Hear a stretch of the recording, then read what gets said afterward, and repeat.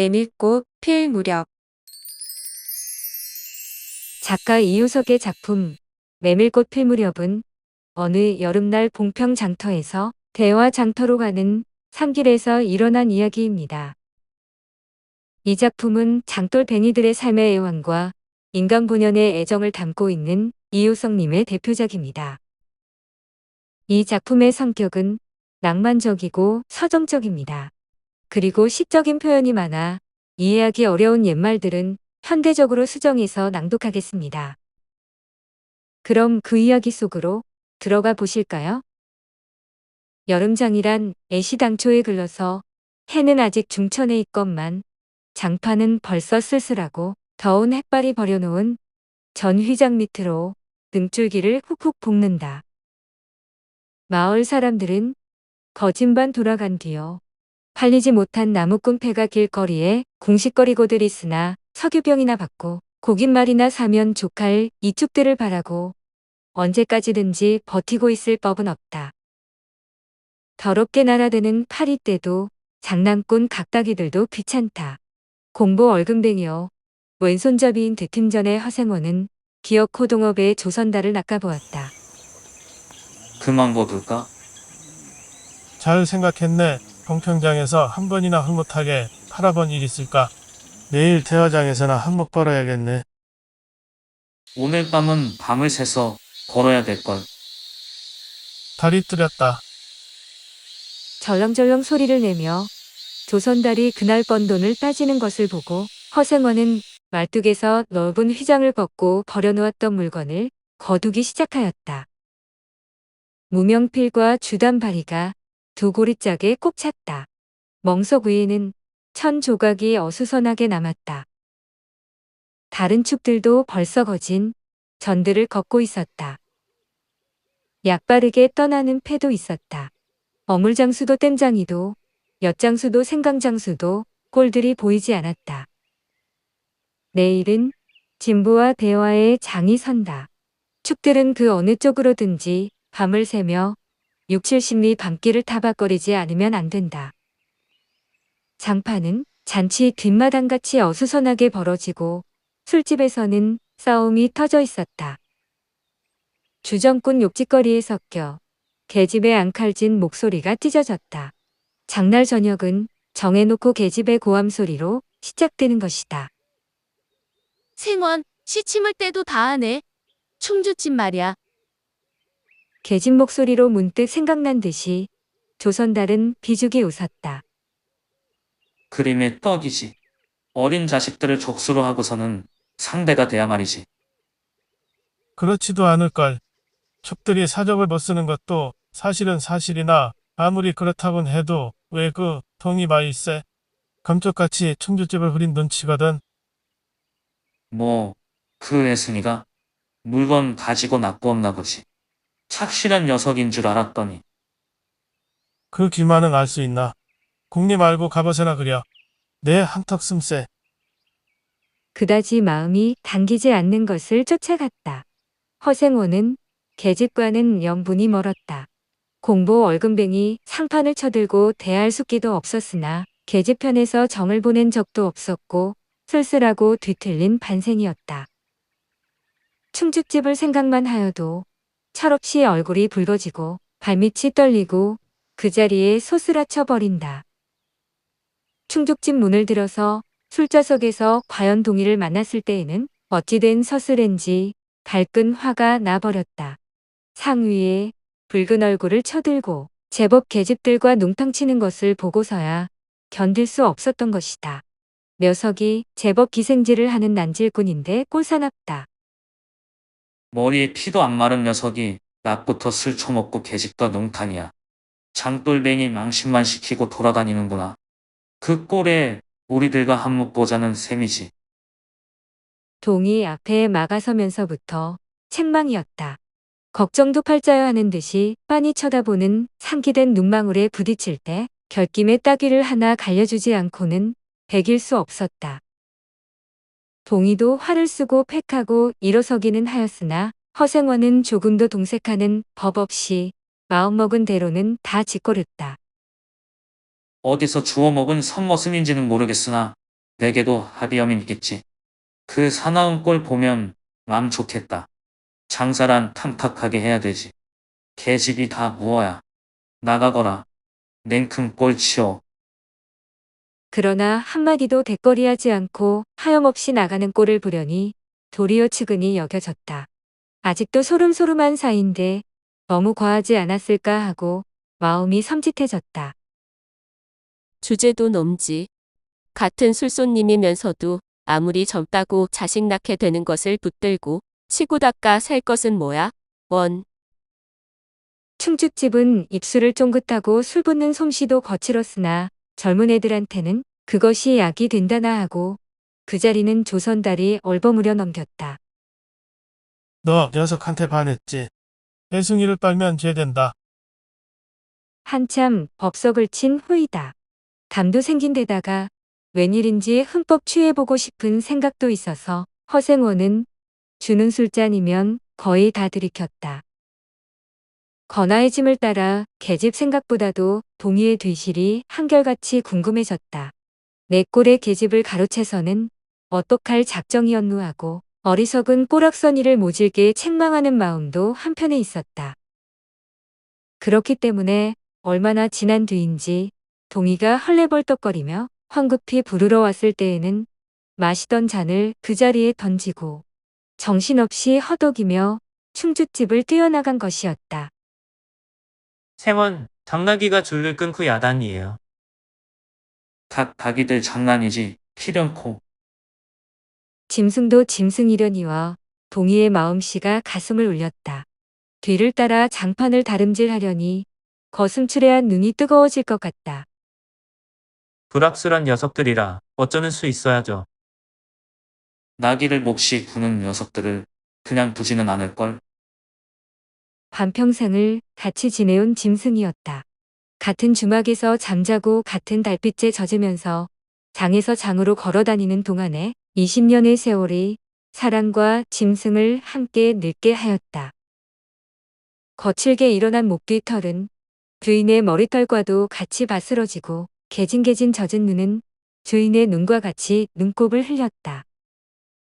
몽당비처럼 짧게 쓸려온 꼬리는 파리를 쫓으려고 기껏 휘저어 보아야 벌써 다리까지는 닿지 않았다. 달아 없어진 굽을 몇 번이나 도려내고 새철을 심겼는지 모른다. 굽은 벌써 더 자라나기는 틀렸고 달아버린 철 사이로는 피가 빼짓이 흘렀다. 냄새만 맡고도 주인을 분간하였다. 호소하는 목소리로 야단스럽게 울며 반겨한다. 어린아이를 달래듯이 목덜미를 어루만져주니 나귀는 코를 벌름거리고 입을 투르르거렸다. 콧물이 튀었다. 허생원은 짐승 때문에 속도 무더니는 썩였다. 아이들의 장난이 심한 눈치여서 땀 밴 몸뚱어리가 부들부들 떨리고 좀체의 흥분이 식지 않는 모양이었다. 굴레가 벗어지고 안장도 떨어졌다. 요목술 자식들 하고 허생원은 호령을 하였으나 해들은 벌써 주랭랑을 놓은 뒤요. 몇 남지 않은 아이들이 호령에 놀라 비슬비슬 멀어졌다. 우리들 장난이 아니유. 암놈을 보고 저 혼자 발광이지. 코 올리게 한 녀석이 멀리서 소리를 쳤다. 그 녀석 말투가. 김첨지네. 당나귀가 가버리니까 온통 흙을 차고 거품을 흘리면서 미친 소같이 날뛰는 걸. 꼴이 우스워. 우리는 보고만 있었다우. 배를 좀 보지. 아이는 앵돌아진 투로 소리를 치며 깔깔 웃었다. 허생원은 모르는 결에 낯이 뜨거워졌다. 무시선을 막으려고 그는 짐승의 배 앞을 가리워 서지 않으면 안 되었다. 늙은 주제에 암샘을 내는 셈이야. 저놈의 짐승이. 아이들의 웃음소리에 허생원은 주춤하면서 기어코 견딜 수 없어 채찍을 들더니 아이를 쫓았다. 쫓으려거든 쫓아보지. 왼손잡이가 사람을 때리네. 줄다름에 달아나는 각다귀에는 당할 재주가 없었다. 왼손잡이는 아이 하나도 후릴 수 없다. 그만 채찍을 던졌다. 술기도 돌아 몸이 유난스럽게 화끈거렸다. 그만 떠나세. 녀석들과 어울리다가는 한이 없어. 장판의 각다기들이란 어른보다도 더 무서운 것들인걸. 조선달과 동이는 각각 제 나귀에 안장을 얹고 짐을 싣기 시작하였다. 해가 꽤 많이 기울어진 모양이었다. 드팀전 장돌림을 시작한 지 20년이나 되어도 허생원은 봉평장을 빼놓은 적은 드물었다. 충주, 제천 등의 이웃군에도 가고 멀리 영남 지방도 헤매기는 하였으나 강릉쯤에 물건하러 가는 외에는 처음부터 끝까지 군대를 돌아다녔다. 닷새만큼씩의 장날에는 달보다도 확실하게 면에서 면으로 건너간다. 고향이 청주라고 자랑 삼아 말하였으나 고향에 돌보러 간 일도 있는 것 같지는 않았다. 장에서 장으로 가는 길에 아름다운 강산이 그대로 그에게는 그리운 고향이었다. 반날 동안이나 뚜벅뚜벅 걷고 장터 있는 마을에 거의 가까웠을 때 거친 나귀가 한바탕 우렁차게 울면 더구나 그것이 저녁녘이어서 등불들이 어둠 속에 깜박거릴 무렵이면 늘 당하는 것이건만 허생원은 변치 않고 언제든지 가슴이 뛰놀았다. 젊은 시절에는 알뜰하게 벌어 돈푼이나 모아본 적도 있기는 있었으나 읍내의 백중이 열린 해에 호탕스럽게 놀고 투정을 하고 하여 사흘 동안에 다 털려버렸다. 나귀까지 팔게 된 판이었으나 애끓는 정분에 그것만은 이를 물고 단념하였다. 결국 도로와 미타불로 장돌림을 다시 시작할 수밖에는 없었다. 짐승을 데리고 읍내를 도망해 나왔을 때에는 너를 팔지 않기 다행이었다고 길가에서 울면서 짐승의 등을 어루만졌던 것이었다. 빚을 지기 시작하니 계산을 모을 염은 당초에 들리고 간신히 입에 풀칠을 하러 장에서 장으로 돌아다니게 되었다. 호탕스럽게 놀았다고는 하여도 계집 하나 후려보지는 못하였다. 계집이란 쌀쌀하고 매정한 것이었다. 평생 인연이 없는 것이라고 신세가 서글퍼졌다. 일신에 가까운 것이라고는 언제나 변함없는 한 필의 당나귀였다. 그렇다고는 하여도 꼭 한 번에 첫 끼를 잊을 수는 없었다. 뒤에도 처음에도 없는 단 한 번의 괴이한 인연. 봉평에 다니기 시작한 젊은 시절의 일이었으나 그것을 생각할 적만은 부도산 보람을 느꼈다. 달밤이었으나 어떻게 해서 그렇게 됐는지 지금 생각해도 도무지 알 수 없어. 허생원은 오늘 밤도 또 그 이야기를 끄집어내려는 것이다. 조선달은 친구가 된 이래 귀에 못이 박히도록 들어왔다.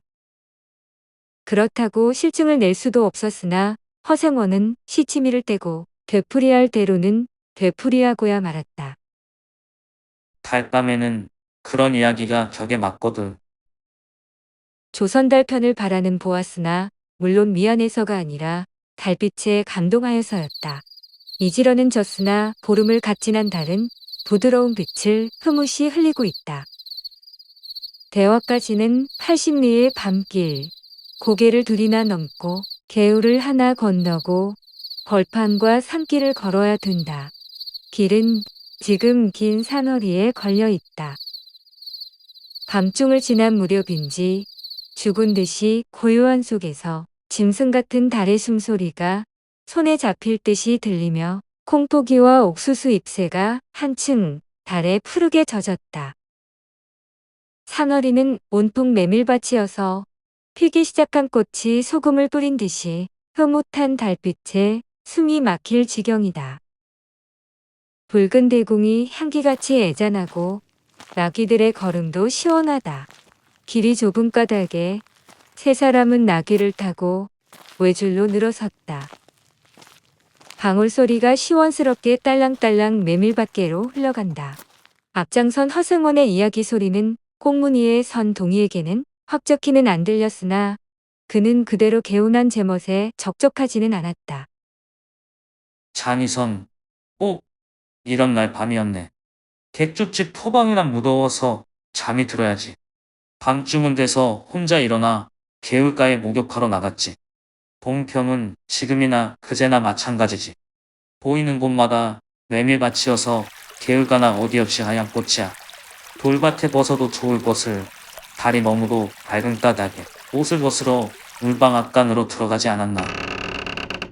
이상한 일도 많지. 거기서 난데없는 성서광래 처녀와 마주쳤단 말이네. 봉평에서야 제일 가는 일색이었지. 팔자에 있었나 보지. 아무렴하고 응답하면서 알머리를 아끼는 듯이 한참이나 담배를 빨 뿐이었다. 구수한 자줏빛 연기가 밤 기운 속에 흘러서는 녹았다.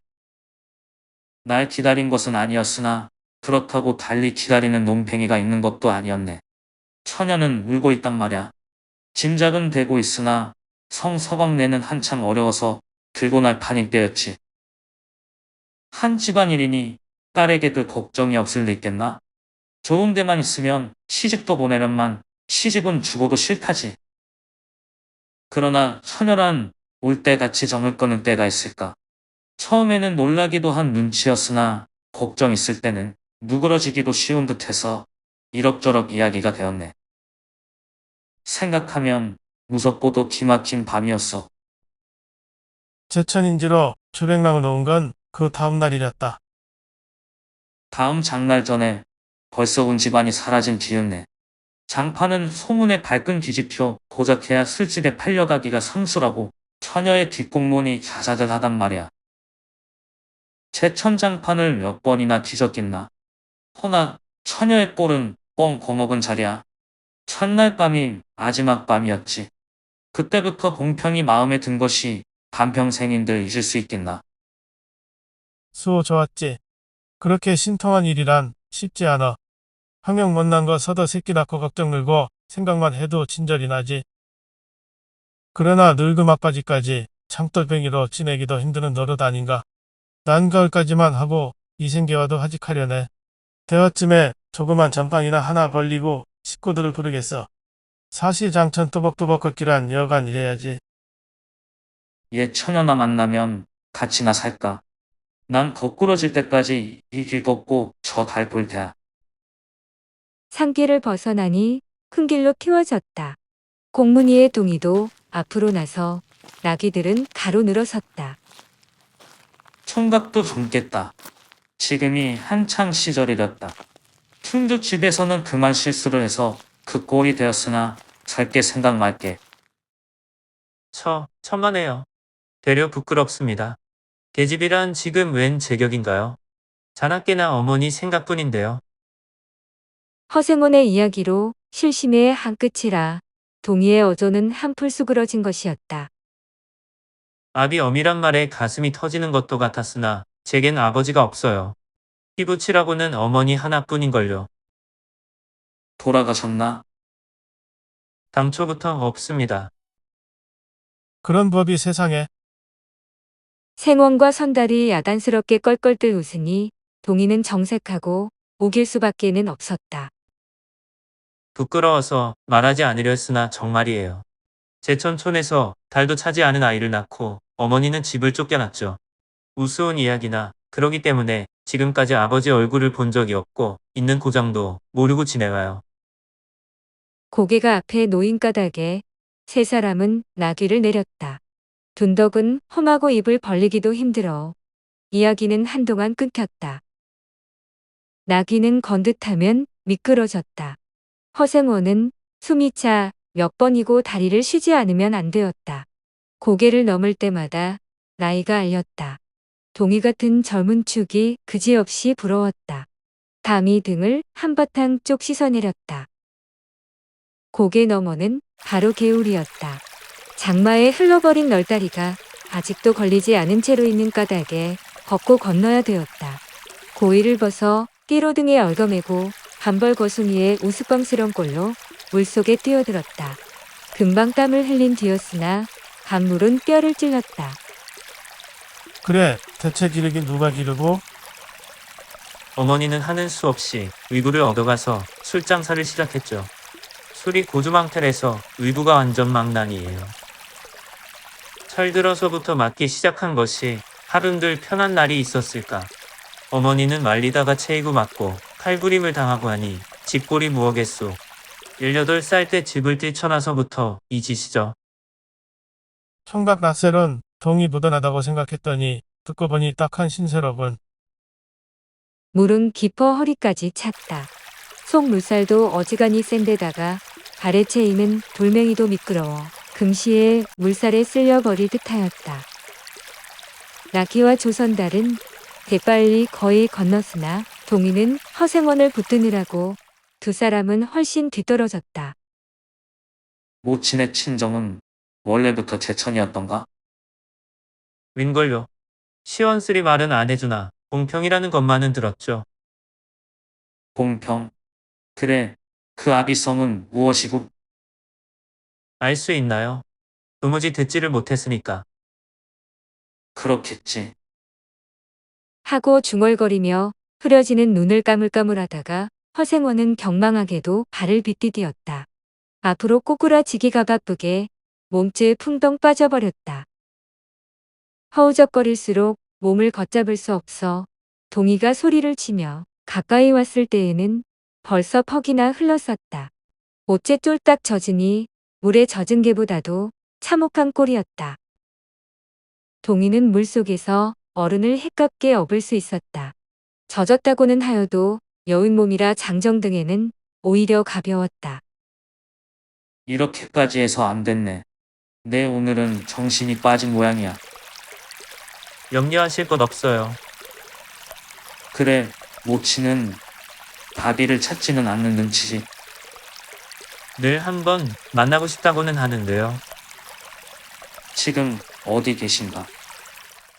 의부와도 갈라져서 제천에 있죠. 가을에는 봉평에 모셔오려고 생각 중인데요. 이를 물고 벌면 이럭저럭 살아갈 수 있겠죠. 아무렴 기특한 생각이야. 가을이랬다. 동희의 탐탁한 등허리가 뼈에 사무쳐 따뜻하다. 물을 다 건넜을 때에는 도리어 서글픈 생각에 좀 더 엎였으면도 하였다. 생환, 진정의 실수만 하니 웬일이여. 조선달이 바라보며 기어코 웃음이 터졌다. 낙이야. 낙이 생각하다 실족을 했어. 말 안 했던가? 저 꼴에 제법 새끼를 얻었단 말이지. 내 강릉집 악말에게 말일세. 뒤를 쫑긋 세우고 달랑달랑 뛰는 것이 낙이 새끼같이 귀여운 것이 있을까? 그것 보러 나는 일부러 읍내를 도는 때가 있다네. 사람을 물에 빠뜨리젠 나는 대단한 나귀 새끼군. 허생원은 젖은 옷을 웬만큼 짜서 입었다. 이가 덜덜 갈리고 가슴이 떨리며 몹시도 추웠으나 마음은 알 수 없이 둥실둥실 가벼웠다. 주말까지 부지런히들 가세나. 뜰에 불을 피우고 훈훈하게 쉬어. 나귀에겐 더운 물을 끓여주고. 내일 대화장 부부는 제천이다. 생원도 제천으로. 오래간만에 가보고 싶어. 동행하려나, 동의? 나귀가 걷기 시작하였을 때 동희의 채찍은 왼손에 있었다. 오랫동안 아독신이 밤소경같이 눈이 어둡던 허생원도 요번만은 동희의 왼손잡이가 눈에 띄지 않을 수 없었다. 걸음도 헷깝고 방울소리가 밤벌판에 한층 청청하게 울렸다. 달이 어지간히 기울어졌다.